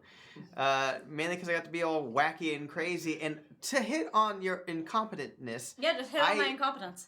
Yes. And also to hit on. But mainly, I would love to play a character that is just crazy incompetent because that sounds like so much fun. I feel like it has to be at a time that I just realized I was like rolling around. I think it's gonna have to be at a time when other people are also competent and not incompetent because a bunch of incompetent. I mean that sounds. I mean, fun too. it's a fun competition. But remember, we did that. I don't think you were there when we played Hillfolk at Ash's house. Were you? No, I was not. I You were was not. another. So we played a game of Hillfolk Festival in a town. called Henchmen. Yes. And it's all about being shitty henchmen. Oh, I heard about it. I hated it. I heard about it. I hated it. I loved it because it was like the Venture Brothers for me. Well, you're also like the star in our group of doing that sort of thing. And Willie Cheeseman in Theogony into Thor Nightshade is a perfect illustration of like the acting that you do for that kind of character. And so they are incredibly like strong leads. Yeah, I think that's exactly why it works so well is that you're not that. Like, the reason why Alcuin plays such a fantastic heel in a lot of these, like with Thorn, but also with characters like Sigurd, is that, like, the likability of Alcuin Gersh just, like, it's like a pigpen aura of goodness. Yeah. I love It's that you described it as Wafting a off him. Yeah. In a way that he could never shower off. The goodness is just there. And so where, like, you might think with some RPG characters that there's a bit of bleed and that maybe they're so good at playing a heel because they're kind of a jerk. Yeah. Like, you always love Alcuin's heel characters because you can see how incredibly likable he is. And so the heel becomes likable as well. See, you're not It's like what Mark Meer does with Chaz. It's funny because I'll read what people were like they'll say online and they'll be like, I fucking hate Chaz. That actor's cool though. Mark Meer's a treasure. Chaz is the worst. We don't want to sully the good name of Mark Meer. So basically, we're likening you to Mark Meer, Alcuin. That's I think where we would go with all this. You know, that is excellent company to be in. I think he also there's even when you play like characters that are almost kind of like whether they have a lot of guile or not, like they think that they're really pulling the wool over other people's eyes more than they are. That shows like it's interesting because there's like a vulnerability that the audience sees it, you know. And when you can show a character like that and they have like something redeemable about them, it maybe makes those of us who feel kind of anxious, you know, about our own value or like things that we're not, that like some of that stuff doesn't matter. At your core, you know, you're just trying to have an emotional connection with people, you know. Yeah. So yeah, I love heels. I think anti-villain is probably my favorite archetype. Yeah. You know, where someone's like, this person might not have the same goals as the rest of the group necessarily, but like you understand why they are doing what they are doing. You know? They're living their truth in a way. High heels. well, I mean that's High heels. Yes. What were you saying, B-Day? you know it doesn't matter. How can I follow that? But yeah, thank you all for tuning in. Sam just finished it for us. Yeah, That's right. Well, you really did. You stun lock me, and I lost what I was going to say there. But this is actually a good time for yet a third exclusive here. Mentioning Mark Meer, Mr. Mark Meer will be joining us for our next 2 sessions where we're playing these characters from the Legacy of Kairos, we're going to call it. So of Kairos. Thursday the 16th for Jasper's Game Day, we will be playing. And then Sunday the 19th, the morning at the Dungeons & Dragons The Descent. Honestly, I'm not sure if they're going to simulcast on QueueTimes or not, but I mean, they will be out and eventually they'll be a VOD. But it might be hosted. Right. Please follow their Twitter. yeah, and we'll tell you. But Jasper's Game Day, The Descent, Mark Meir will be joining us, and I won't tell you which character he's going to be playing. I'll either let him reveal it or you'll see it when you tune in. But yes, Mark Meir will be playing alongside the us. character is well known and popular. Right? Yes, yes. It's one of his popular characters. Yes, and it's not Chaz. I won't play with your emotions. It's not. We're not going to bring Chaz to Faerun. Yes, a different. We're going to play with Commander Shepard. That's amazing. Well, I'll ask him. Yeah, right. Like, where am I? That's the advantage of Theogony. I could. I'm all like. I have lots of planar spells from the PMP. Alcuin, you don't get away. Tell us about the favorite character that you've played. I mean, we've already talked a little bit about Thorn, and it's without My good without bad any competition, Thorn has been the most fun to play. He's so good. You know, like my original concept for him was kind of like a little more kind of Kylo Ren like, of someone who's like really overcompensating and really trying to show their evilness because that's how they think that other people will, you know, that'll keep them from being bullied, or it'll make people take them seriously. And, you know, it's nice to play somebody who's going to have a lot of people around him who are going to kind of like check him in that, but not in a way that like tears him down completely. So, yeah, we were talking about like, you know, what kind of character arcs do we envision for these characters? And I felt like, geez, I'm already in it. I'm already having so much fun, you know, relating to the other people. Of course, you end up playing kind of more comic, I think, sometimes than you intend. But again, that kind of fits the character as well too. Is that like, you know, he's trying to be this Lord of Darkness, and he's just a goofball, you know? Yeah, he's an intrinsically very comic character, and I love it. It gives a great genre mixture to have the more melodramatic and the more comic characters in there. Oh yeah. I always like characters like that, like Daffy Duck, or, you know, Marvin the Martian, or Wile E. Coyote. There's something lovable in how bad they are at being bad. Yeah. Yeah. The Illudium P-13 space modulator. Yeah. Excellent. Oh, I'm going to blow it up. It obstructs my view of Venus. B-Dave. Do crimes. Always. You know, believe it or not, I really enjoyed a lot of the NPCs in Theogony. Oh, I think we all believe it. Yeah, that's actually been a lot of fun. For one of the characters that I bellied up to the table, I really enjoyed Paris Troy. I really enjoyed Paris Troy. Who would have thought a superpowered drag queen would be one of my... Literally everyone? Only everyone? Yeah. Only everyone.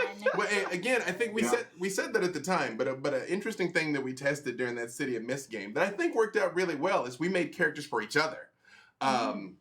Yeah. Because again, I realized that, you know, for me personally, there definitely was a theme that was emerging in my characters, which I was fine because it worked, but I didn't want to just kind of be that one-note person.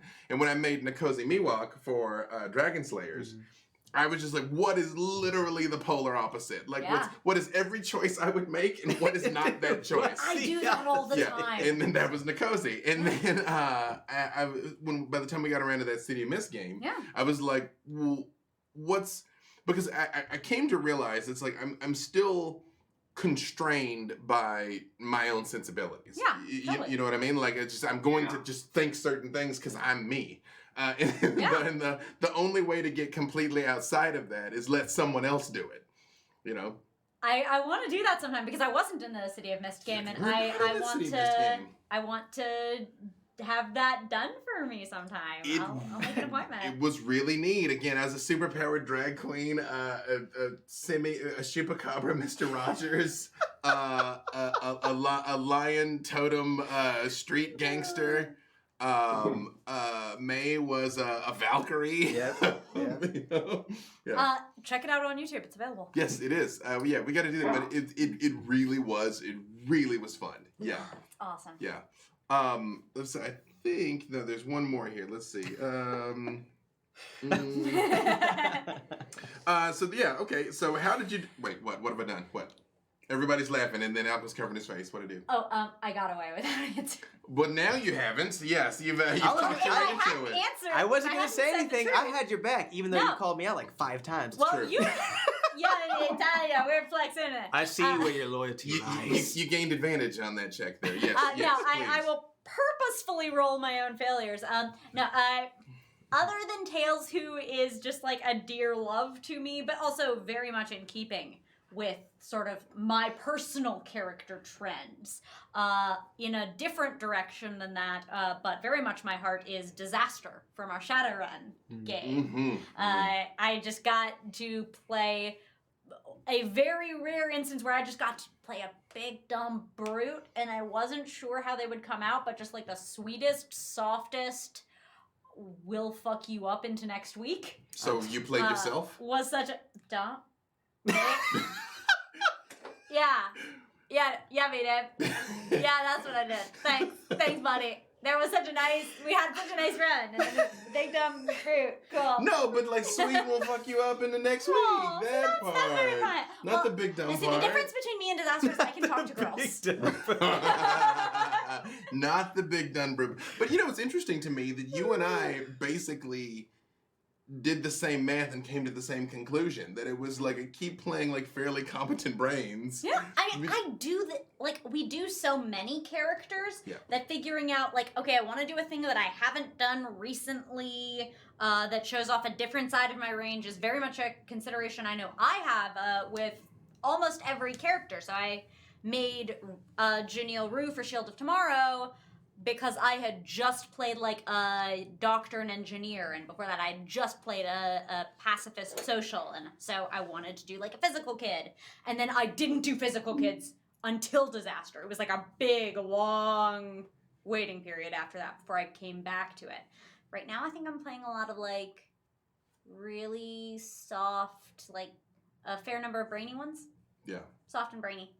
Right. Soft and brainy. You know, I will say, I think part of the reason why the characters on Theogony like resonate with everyone so much, because this does kind of lead into what our other question is, was also part of the character creation. I hit all of them with is basically it's like, what exactly do you want? You know what I mean? Like if you just your optimal character setup, like you can basically have whatever you want. You know, so here's the keys to the candy store. Yeah. You know, so, It felt that way. Yeah. My goodness. Yeah, so it was easy to come up with like these like really unique and like nuanced characters that it was kind of easy to step inside of because you know we had so many opportunities and again that's it was a lot of fun, man. Hey, I know it's currently not on YouTube and hard to find. If you're looking for it, if you haven't seen it, if you just want to see it again, DM me. I might know where you can find it. We're working on ways to hopefully get that back out into the world and keep in touch with we follow our Twitter. I'm just going to keep being the guy who's like, and do the promo. Right. As we go through this whole thing. It's hashtag Hype Sam. I'm a talking bottom third. I said what I said. I'm just a talking bottom, so. Power bottoms. Yeah. Can bottom from the top. Okay, so this was a question again that it is directly related to this. Wait, did you answer who you would like to play? Thorn. Thorn. Yeah, right. How did you decide on not doing a Twitch channel, but instead a group of people with shows on multiple? Also, would you ever consider making a channel if certain games groups properties were available with certain friends of yours to continue streaming, aka would you ever consider making a specific type channel? I guess I can speak to this with some authority. Please tell us. Well, we do have a Twitch channel. It's not that we were anti-Twitch. It was just the idea, the original idea, was to be able to transcend just any one outlet. You know, there's logistical constraints of having a studio and having equipment and maintaining it. We kind of found a home here at QueueTimes because they were friends of mine in real life, and they were kind of starting as a channel, and we were starting this bizarre experiment, and it just kind of, was good to kind of have almost like a home base of operations. But we also have friends at Saving Throw and Geek and Sundry and, everywhere else. And it was just something no one else was doing. Like it's easy to be D&D group number 75. Yeah. Yeah. 70,000. Right, I was about to say. And I think by doing that, we removed one of the kind of barriers to entry for a lot of people. Yeah. When we started, I had my own Twitch channel already, but it's kind of like there are things that you can do on your own, and you can be happy with the level of quality that you've got, for cameras and mics and all those sort of things. But if you can remove that, not only does it encourage you to meet other people, like the QueueTimes folks have been, it's really interesting to meet them, and we wouldn't have met them if we had just, struggled on our own to try to, put something together. So yeah, I think it's a good excuse to really focus on what you want to do, which in our case is actually playing, instead of worried about like, oh, well, we can't get started until we have this many followers, or until we have this sort of studio set up, or any of those good things. There's something to being a mercenary that is very sort of social and has really helped us out a lot. Streamlords of the 23rd century. Yeah. Also, nobody take that Twitch channel. I know, right? Super I'm like, you know what? Actually, it's too late. I already licensed it because this is from the past. Oh, good work, past No one Dave. can steal it. So, keep eyes open for announcements from the Streamlords. Right. Yeah. Honestly, if that's available, you've disappointed me, Internet, and I'm super taking it, and we're super I know, going to right? do something called Streamlords. Because we have to. We have to. Yes. I don't make the rules. Like, it just became that. Right. Also, they're looking at Twitch right now. Hand to God. They have a tablet. My goodness, y'all are just putting me on blast today. It's fine. It's fine. Keep going. Come back to me. If Streamlords exists, brava. I know, If right? not, it exists now. I know, right? Yeah, it's and I think also that's one of the things that when it comes to finding your niche, because this is true not just in streaming but in any arena of creativity. That yes, you have to tell your own unique story and speak your own unique truth, which is valid, but you also need to do it in some way where you're showcasing that. And I think that's why there is such a big push for like diversity and different things and different games and different systems, because for 28 to 35 white guys sitting around a table playing D&D, we kind of seen that a couple of times. Never before! What is this? I got nothing against white dudes, and hey, and if you can tell some like super dope story, have at it. But it's again, on its surface, it's gonna be very hard to like differentiate yourself competitively there, whereas you can have different kinds of people and playing a different kind of game or a different kind of setup, just something that is going to make people dedicate their time and attention to taking this journey with you, when they could be doing literally anything, including doing nothing. So, you have to make it worth their while. Streamlords is taken. It is? Yeah. That's all right. Good work, Internet. We're proud of you. It was too good. Stream work makes the dream work. It was It's too good. Nothing else can say. I know. Boom, pound it up there. Okay. Right. Yeah. Well, wait. Hang on. We'll make one big heart. Hang on. This will be. Oh wait. God. I don't know how to do that. I'm not going to do that. I'll come to you. There you go. Hi, good. There you go. I can't get my elbows in. There we go. I'm the Yay, arrow. we did it. We did it. Yeah. Which is funny because one of the other questions is which. Wait. Hang on. Wait. Now we got to try. Hang on. Oh, okay. All right. Wait, no. Other side. There we go. Right. There's a hard hand. Where I am, so this is working. Down. I need to get this hand out of your camera. This is a good and valuable use of our time. Right, there you go. It's Wait, not wait, that's wait. bad. Yeah. It's dope. The I system's don't collapsing. know what's happening. All right. Yeah. So what's the next question? Which of our gifts that Perfect Cosima has made of us is your favorite? Oh, dang. So many good ones, though. It's true, and thank you. You're the real hero. Yes. Yeah, thank you. If you don't know about the lovely gifts of Perfect Casima, again, on the bottom third, the wonderful gifts of our community leader and gift lord Perfect Casima, they do work on tenor.com/Perfect Casima. They also have a coffee that is their pinned tweet on their Twitter page at Perfect Casima. So go check them out, and if you've enjoyed their gifts, consider shipping them. Yes.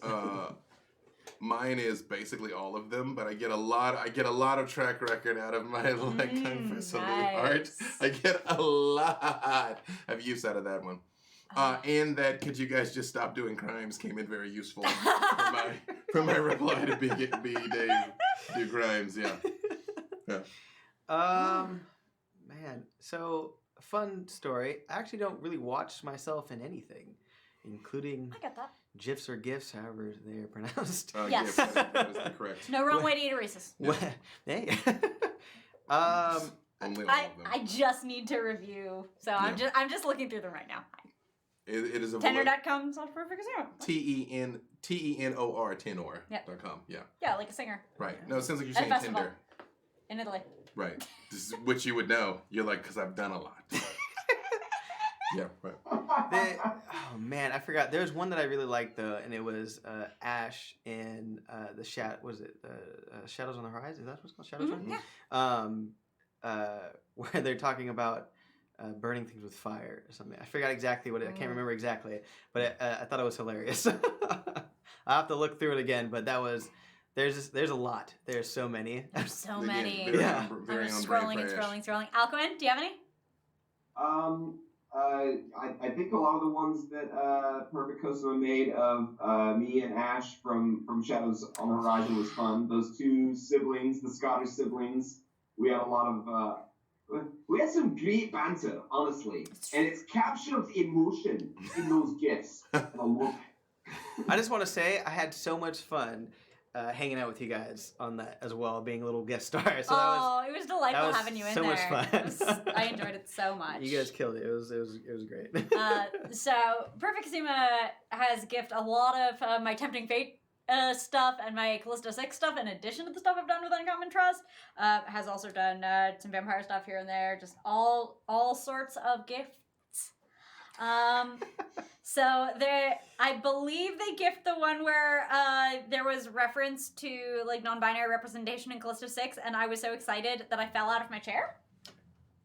That's exciting. That's a thing that happened. Oh my god. I fell out, and then it was like a moment, and then just my arms came up, like, and that was me I got a little too excited. I've fallen out of my chair from excite before, even though I have two very functional legs that help me balance, and that's definitely a true thing that I'm saying right now. Next thing you'll be trying to convince us you're wearing pants. Oh, that would be too unbelievable. That's true. The internet knows us too well. There is a great, like, matched set from Tempting Fate of Raveny looking at me like, look at me with a straight face, motherfucker. And I come back just like, I don't have a straight face. And those might be my favorites, like, at the moment. There's also a great one of Amy Dallin saying, give donut. That's true. fantastic. Just so many treasures. Yeah. Always. Yeah, and you know what's funny is I, not to sound as hipster as it's going to, like I was using gifts before it was cool. Oh, check it out. And Cool so gifts. to be a gift set now, a fairly like voluminous gift set is Right. like a bizarre life goal. It's a weird thing. People, like, my friends message me because, like, their friend will have, like, seen a chef's kiss that I think might have been a Perfect chef's kiss that just, like, is a chef's gift now. And I'm like, Yeah. oh, okay, I'm Yeah. on the internet. I think Sometimes I forget that, like, being on the internet means you're on the internet. also true. I mean, most of like the best stuff Facts. of some of us is behind the paywall, but I mean, you know, other ones. Yeah. Or in the warm-up. Yeah, again, it's called Lower Third. That's the name of the right. Lower third. Yeah, I think my first like crossover one was the Wakanda Forever. Damien and I did. Oh, I love that. That So one, good. lots of that one was like trending in like that set. I was like, Right. all right, cool, Amazing. great, Wonderful. yeah, left hand on the outside, appropriate. Yeah. Alquin, Yes. Actually, are you feeling better? I know you sound better. You were like super No, snarky. I'm putting on a very good front, but no, I feel terrible. Acting. That is true. And actually, on that note, I actually do have to take off pretty soon too. So All right. Well, let's say I think we've got goodbye like to you 15. all. I tell you what. Let's. I'm gonna ask you all one more question, and then we will wind this up. So I will say. I've been winding you two up for the past few hours. Algon, you've been a gift as always. You'd think we'd be used to it, and yet, I never get used to. works every time. Yeah. You complete me. It's true. Mr. Alcuin Gersh. Oh man, everything I'm doing is missed. It's true. No, I gotta be way over here for any of these. But it's almost like you don't have a vanity monitor where you knew that. You know, like I mean, it's in front of you. I know not what you speak Ask of. Alcuin your question, B-Dave. Sorry, it's real time. It's this is improvisational reality television. If you had a piece of advice that you would give to someone who is thinking about getting into gaming, getting into streaming, what would that be? I think it would probably be to not, and this is advice I think that Matt Mercer has given recently, and is probably the most qualified person to give this, is that you don't have to, just because you see other people doing something at a very, very high level, doesn't mean that what you're doing isn't good or doesn't have value. You know, you don't have to hit the ground 1,000 miles an hour, you know, doing the best show that's ever been. Like, really focus on having fun with your friends, you know, and everything else will follow beyond that. You know, I look at people who are very successful in this, and there are a lot of things that go into it, but I think that the core is that you have to genuinely enjoy it. And then once you've got that, all the other stuff you can learn. You know, you can't fake the sincerity, you know, between people having a good time at the table. So if you focus on that, it doesn't matter if you don't have the big following on social media, or, you know, you don't like the shape of your body or the way you look, or a lot of those things are part of, you know, your identity. That doesn't matter. You can go out there, you can be yourself, and trust me, there are other people out there who are going to be able to look past the times that your audio isn't good, or, you know, that you know, don't feel your best, you know, like there are people out there who can relate to that, and they're going to be like, okay, I can do this too. You can do it too, is basically what I'm saying. Don't let yourself be stopped by thinking that you're not good enough to do this, because you are good enough to do this. You've been good enough to do this. I mean, to piggyback on that, just do it. I think everybody goes through that. Everybody goes through Cat tax. Oh my goodness! Oh.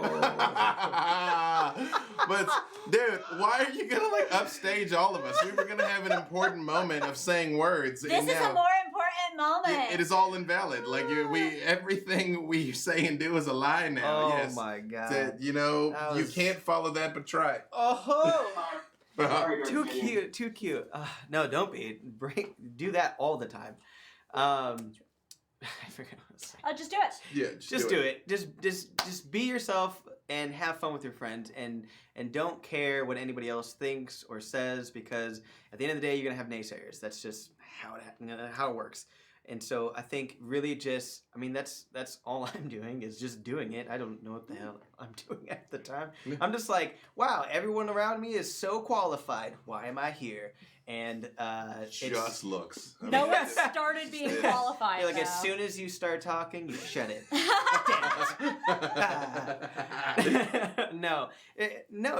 mean, yeah, exactly. Like you just gotta just live your truth and just have fun and do it, and don't try to be anybody else. Just be yourself, because there's only one of you in the world, so you can be the best you that you can be. Yes. Put that on a poster. That's like 16 different views in various character sheets. Yeah, I mean, honestly, that's what characters are. They're an aspect of yourself, really. Very deep. Deep truth I want to talk about. We should have a whole nother roundtable just about like the craft of that side of things. Characters and everything. Save that for the sequel. Yeah, no kidding. I'm going to give my little spiel that I always give, and then I'm going to pass it to you to take us out because you brought us in. I will do what I can. You know? Just like my mom used to say, I brought you into this world and I will take you out of it. That is true. She would say that to me. Oh, yeah, mine too. Also, she meant it. Okay. Actually, I think this is airing on Mother's Day, so happy Mother's Day. I'm pretty sure it is Mother's Day, so there you go. Mother's Happy Mother's Day, Mom. I know you're traveling, but I love you. Yes, current me will call you, although past me said Happy Mother's Day. Yeah, again, to go along with all of that, it's don't try to be someone else because you're not them. It is true. People are like, oh, I'll never be Matt Mercer. I'm like, good news. You won't. But guess what? Mercer's never going to be you. 20 billion people have walked this earth, and there only ever has been or ever will be one you. And it's true. Your stories are valid. Your perspective is valid. What you can bring to the table is valid. Again, like Alquin said, the most important thing and the only thing you cannot fake is genuinely having a good time at the table. I've seen several carefully crafted casts of people designed like to in work. A laboratory, yeah. Yeah, and doesn't at all. You know, you can't fake chemistry, and people will know if you're enjoying yourself. And that doesn't mean that everything's laugh a minute. It might be a hardcore game, an intense game. I mean, we spend big chunks of We're Alive terrified, you know? But it's if you can believe it, because then the people will want to take that journey with you. And it doesn't take millions and millions of people. Again, Google something called 1,000 loyal fans. It does not take many people to support you in this.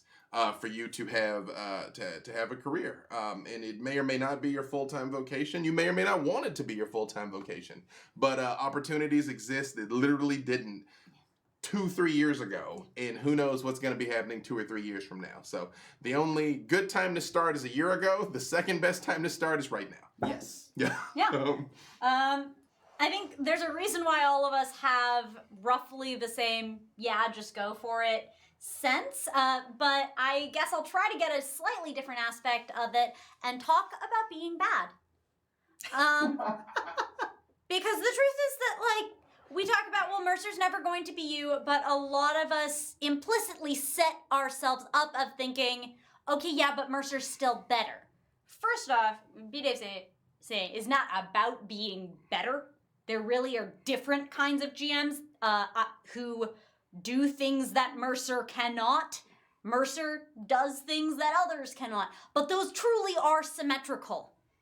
Like, there are a lot of different ways to be good, and focusing on the different ways that you are uniquely qualified to do cool things is more productive than trying to measure up to a hierarchy that in a healthy artistic environment doesn't exist. Yeah. There's not one best way. That one best way is not Critical Role. Critical Role is wonderful. It's fantastic. It got me into RPGs. It's not the only way, and that's totally fine. But, like, look, if you're sitting there and you're interested in getting into streaming, you don't think you're Critical Role. And you might be worried that you're going to be bad. You are. People don't start perfect at things. If I go back and I watch my early streams, if I go back and think about the decisions I made in some of my first role-playing games and some of my first performance experiences, I was not that great. It is by doing things, practicing them, learning from those experiences that you ever get better. And as adults, we can see ourselves not living up to our own standards. We can see our inner editor start to take over, and it is the death of creativity, whether you are writing, whether you are acting, whether you are drawing, or whether you are trying to stream role-playing games or video games or anything else. The most important thing I have found to starting new things is to be comfortable with practice being a part of that. And if you don't have a huge audience immediately, that's a gift. You get to practice in places that people won't necessarily see you. Awesome. I had to fail out in public. It was really embarrassing sometimes. I had days I felt not great, but like, be comfortable with being bad, and then you'll turn around and you're not anymore. You're gonna be good because you do the thing. Because you go out there and you just do it. You log your flight hours, your 10,000 hours, whatever it is.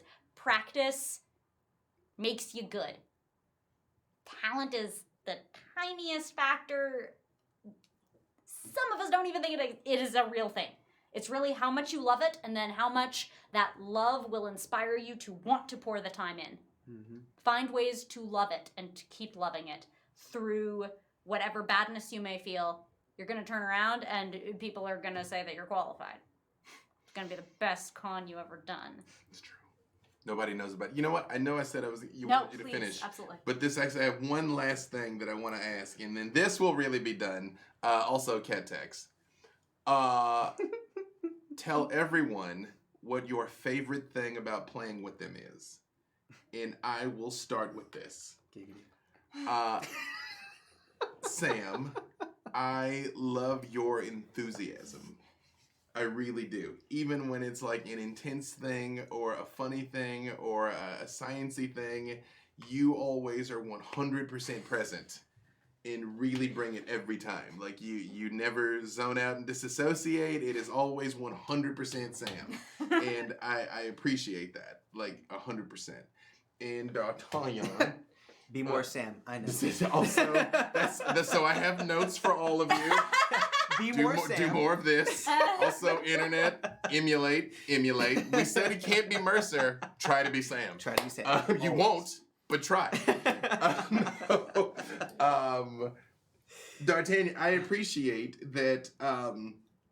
I'm not gonna like blast you for your life, but you've been through some like real crazy shit. Yeah, please don't blast me. I won't. No, but I mean, like you've had an insane life. I had enough blasting for a life. Yes, right. Somebody could like make a movie about your life, and I know that there's times that you're like, what if it's a bad movie? What if it's a way bowl? I hope it's a bad movie. Be the best bad movie ever. That's my life. That is true. But I appreciate that, like, even though there's like times that you're like might be nervous or second guess yourself, you still show up and you hit it hard, and it's great and it's fantastic. and I can tell the most genuine times of Vakiel are when the most of you is coming through. And like times when like you're interacting with the little baby and all of that stuff, you know, like all of that. I love Crawford. Oh, Crawford's fantastic. Crawford's fantastic. I'm just letting you know a lot more is going to develop with that. I've been thinking hard about it. Well, that's what he's there for. And the mimic Daniel. that's the Crawford and Dan Lee are here for you. Yes. But I don't want to get distracted from saying my sweet things about you. And just even like you said, you decided this was a thing you wanted to do and you found a way and you did it. And these roles come along, and sometimes when you're like, well, I'm not quite sure, but you find a way and you do it. And I appreciate that and how your own unique perspective comes through all these characters. And for Mr. Al Queen Gersh. Also, love you, thank you. Love you, mean it.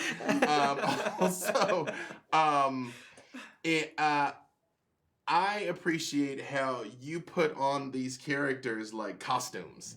That Thorn is so different from Sigurd, who is so different from every other one that you play, from your gangster in City of Mist, who like was a reformed convict running a daycare, you know, all the way through.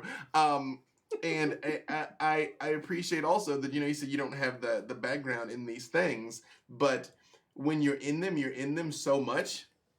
And I really appreciate that, because you portray your characters in such a way that people give a damn about them, whatever happens to them. And that is no small thing, especially when we're playing these short campaigns. Yeah, last but not least, you all have amazing taste in who you choose to hang out with and play games with. So I wonder who that is. No lies. Yeah, it is an accurate statement. It's a very true thing. Yes. So, Alcuin gives us. I will come back, so you really will finish for us. Okay. But Alcuin, something nice for everyone. Oh, I know it's hard. We were talking about how, you know, the first time we met was when we first played together, and I remember that, like, the situation wasn't great for eyeline between me and Dave, and, you know, I had played with Dave before on camera, and I was used to having someone who kind of knew me to bounce some of these things off. And I didn't have that, I think, in some of our Theogony games because of how the seating arrangement was, that I would have to look through basically you and Ash. But you sitting right next to me, I was like, okay, well, here's a perfect excuse to hang out with this person. And you were just totally game for, playing a good foil to me. And I thought you were you may think that you're nervous or awkward or whatever, but I thought you seemed very, very confident and cool, and it made it easier for me to feel comfortable too. So I really appreciate how cool you are. Oh, yeah. No, super Hashtag deal with the glasses. Yeah. I don't know if my face can get redder. Sam, you've been an incredible resource. I've seen a lot of what you've done already on other shows, and I already admired you so much. And you've been very accepting of me, and I really appreciate that. I feel lucky, to be able to benefit from your wisdom. I really do appreciate that. Dave, what can I say about you that has not already been said? I think that one of the reasons a lot of us owe a lot of our recent success is because of you, because of how hard you've really gone to bat for us and taken care of us as a group. So like I was saying earlier in this broadcast, like I knew immediately that you were not the sort of person to just let dreams be dreams. Like that you were gonna really push us to really accomplish things. Let dreams be streams. Yes. Yeah, we're supposed to be finished. How do we top let dreams be streams? That's my next hashtag after do the thing. Sorry. I'm so sorry to interrupt. I'm happy to be part here for that being workshop. Teamwork makes the stream work. Teamwork makes the stream work. But that's it. I admire your hustle and how you encourage me to get some hustle and have some faith in what I'm doing. So I appreciate that. Yeah. Well, I guess it's my turn. I guess I'll get off my private jet. Stream from the jet, from Italia. From Italia, yes. Right. One of the jets. Yeah. I actually ride like skis on Yeah, two jets one at on the each same jet, time. Classic. The stars. Sam, you are fantastic. Oh, God. Oh my goodness. Oh, I God. What the hell? love just anything to do with you. Everything and anything. If you're in it, I'm about it. Just to bounce off what Dave said, your enthusiasm is just infectious, and you embody every character so completely that it's just like it makes me want to be better. That's just, honestly, to say for all of you, I like just role playing with all of you is a dream, and how you guys embody these characters so fully makes me want to be better. Every single time I'm always like, these are things that you don't know. Spoilers, or I guess secrets for me. Before I get here, every single time I'm always like, okay, how can I impress them? How can I just like not fail the group? Like, how can I, like every single time I'm like, all right, D'Artagnan, you're going to be better. Just be better. Just so, yeah. But yeah, not to go to the whole group. Yeah, you're just fantastic. And I love all of our scenes together. And I hope for many more. Dave, again, everything that you do for the group is just I feel so grateful and blessed to be even a part of this group, and the fact that you just welcomed me in, because Theogony was definitely like you were running it, and the fact that you're just like, yeah, bring them in, it's just such a blessing, and it hurts my heart. You have helped me through so many other things as well, and we off of just D&D, we have these long talks, and you helped me through a lot of interesting times, and especially these last couple months, you've been there for me as a true friend, and I value you so much, and I'm trying not to break down right now, just so you know. Yes. The pleasure is all mine. Yes. So I love you and everything that you do for the group. Alcuin, Yes, the first time I met you in game was one of the most.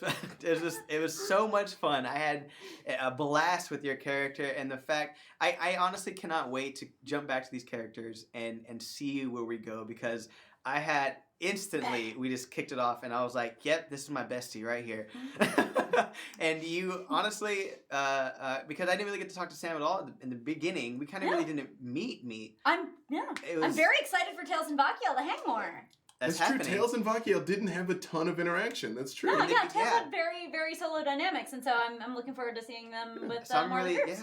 I'm excited to see where that goes. And Very interesting. but you are amazing, and you welcomed me again with open arms, and having someone just like you kept including me in every single scene that you were doing, and I was like, cool, guess this is what I'm doing now. So like you really helped me break the ice of the I guess the RPG world or D&D world, tabletop RPG kind of thing, that I was so nervous, and you just like helped me like I guess go through the gates of this fantastic nerd community, and I'm so happy to be a part of it. I love you, man. Also, I can't wait for that bike ride. Just saying. We're gonna have it's gonna be like a date night, just so you know. Anyway. So That's- speaking of shipping, Hold on. There it is. I have a new one. Not to forget someone who is fantastic, Ash. Yeah, I love thank you you. completely, Good. and the way you embody all your characters with this fiery fierceness, I love it. You just get this kick-ass, feminine power that I love completely, and you love to burn everything, which I loves feel to burn like things. which Loves to burn things. your accents also kill me. I love them. So good. It's just so good, so professional, and every time I'm like, I need to get better at accents. Also, you as well, Aquin. You're No, right? everyone's good at accents, but you two do a lot of them a lot of the time, and yeah. Anyway, sorry. No, totally. Take Yeah. it away. So, Finish us, you and our QueueTimes overlords. Sam is going to finish us out here. Yes. all right. First off, to she who is absent but yet always with us, Ash. I think perhaps it is not clear to those of you out in Streamland just how much Ash does beyond being an incredibly high caliber streaming performer. Everything about the Uncommon Trust would easily have burnt down by now. Somehow she has prevented the burning down, because Ash has tremendous competence, not just as a performer, but equaled competence as a producer. You might know her for producing Game the Game. She produces us to a great extent, and it is such a display of generosity Yeah. that she does so, because the most important thing in this world is your time. You can't get it back. You can't buy more of it. And Ash, you spend your time with us. You spend your time on us and for us, and protect us and our hearts in incredibly important ways, and are always there to burn down our enemies. Burn good. Fire, fire, burning bright. It's so funny that you talk so much today about being nervous, because you are the coolest person in our group, in the sense of I did not know you were Highly nervous for doubtful. months. I didn't know, because you jump into all of these performance experiences fearlessly. You go for it, and whether or not it scares you to do, or whether or not you come in with any sort of expectations, you land here and you go for it every time, such that I wouldn't have ever known what happened. And that is what I certainly always aspire to as a performer. I mean, you never want to show that you forgot a line if you're in a scripted play, and the fact that you engage with all of this and I never see you sweat is an incredible mark of a performer. Well, I appreciate that. Okay, so speaking of incredible performers, hi Aquin, how you doing? How you doing? How you feeling? How's your life? Yeah, now it's your time to be nervous. You don't have a performance background. Excuse you? Excuse you, because you rolled up and I played with you and I cannot remember last time that someone made such an incredibly strong first impression on me as a performer. Like, you're way better than any of us has any right to be. Like, the nice things I can say are all just gonna go down to how good you are. Holy crap, Alcuin. You are incredibly good. You're just incredibly straight up. Great performer. Holy crap. Blows my mind. I try to be, like, on your level every time you stream. I'm gonna be at your level. Well, I'm much shorter, so it's easier. Just these spots. But, like, my favorite way for performers to be together is to aspire to be on each other's level, and so that you feel any sort of reciprocity for how I feel towards you is an honor and a privilege on my behalf. Can I just insert one thing that is relevant to this? Okay. In the game that we did yesterday, their characters were coming back together after having been apart for a while, and there was a debate between Thorn and Tails about who'd built their fortress where, and it really did become on a castle, on a cloud, on a castle, on a cloud, in mountains, in the air. You know, like it really was. Yeah. And also, yes. If you stack enough bad ideas on top of each other, they become a castle. Yes. So please continue. This happened between them as it is happening between them. Yes, B-Dave. No, please Yes, continue. no, I think I will continue. Oh.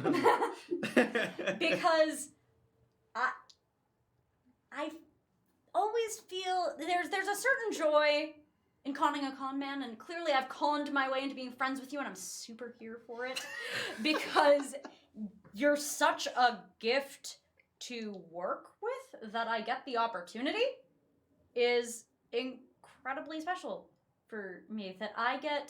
That you seem to derive some sort of value, anything like the extent to which I do, and that I could always talk with you forever. There's a reason we are perpetually caught in the parking lot, unable to stop talking because I love your brain. Always. And I love your words. They're always the best words. And I love your face. Aww. It's always the best face. And I think what this Q&A might show is exactly what these folks said about getting into streaming, that you can't fake enthusiasm and you can't fake friendship, and that all of this that we have as the Uncommon Trust works because... yeah, this is all real. None of this is acting. We all really love each other this much, and we're so glad that you all join us for this and that we get to share it with you. This would be absolutely a kick if we never got to show it with anyone, but we're so happy that you're here with us, and thank you so much for joining us for this special roundtable episode of The Uncommon Trust Presents. So let's go around real quickly.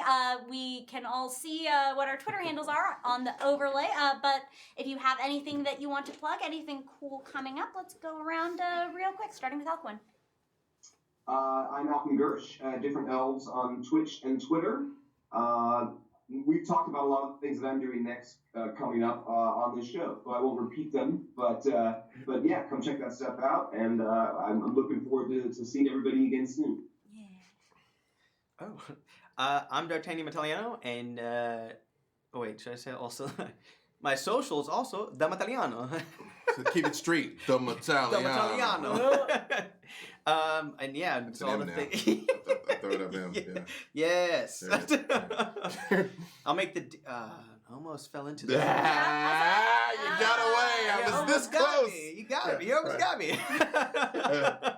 I forgot what I was going to say. I'm doing a bunch of stuff with Uncommon Trust. As you know, there's a lot of fun things that are happening, and I'm so excited and so blessed. I have some. You know what? Yeah, that's what I'm going to say for now. Yeah, he's under NDA, heavy NDA. A little show called Vampire the Masquerade, LA by Night's coming back June 1st. We will be debuting on a Saturday for International Tabletop Day, and then every Friday after that. We have D&D in a Castle coming up soon. We haven't talked about that a lot, but it is imminent. First week in July, we're going to be doing that. Issue 2 of the comic book, Dungeons & Dragons: A Dark and Wish. Oh my god! Should be coming soon. Even I don't know when it's coming, because I'm like, I sort of did my part months ago. So, soon. I've seen the print. It's nice, and I've seen more of it, and it's all very nice. And I've made Tess cry repeatedly, and hopefully I'm gonna make you cry. And when it happens, I just want you to know from the very bottom of my heart, I am not sorry. We love you for it. And appreciating you and your lack of remorse, I am Sam DeLev. You can find me on Twitter at Tchaikovsky, ChaikovSky. You can also find me with all of the things on the Uncommon Trust, as well as on Callisto 6, which will be returning on June 1st for part of the double premiere with LA by Night for International Tabletop Day. That'll be on Geek and Sundry's Twitch. Please check out Geek and Sundry's Twitter and Twitch channels for more information about that. Callisto 6 happens same day as Vampire every night. You like one? You like the other? Watch one, watch the other. I'm also on Plunders and Blunders, a role-playing podcast where we drink, laugh, curse, and play Dungeons and Dragons. That's available every Monday wherever fine podcasts are distributed. And I am on Saving Throw Show's short-run New Pantheon, a Scion game run by Stephen Pope that I talked about a little bit here, where we are all playing baby gods. Sounds a little familiar. I'm playing a Scion of Aphrodite, and I love all of you. I just want to say this last thing, and then we really will be done. I've been campaigning for an LA by Night Callisto 6 crossover since the show started. We'll destroy you. It's Los Angeles, we're immortal. Again, it depends. You don't want to come to the future. It's already mine. So this will all come up probably in the sequel of this roundtable. If you're interested in that debate or have any other questions in the future. Add us. Say on Twitter that you want a crossover between LA by Night and Callisto 6. Follow us at Uncommon Trust. We have Uncommon Trust YouTube. And follow, subscribe, and check out all of the great content here on QueueTimes. They do a bunch of great RPG and gaming content here and on YouTube. Check them out. Check them out here. Check them out on Twitter. And thank you so much for joining us.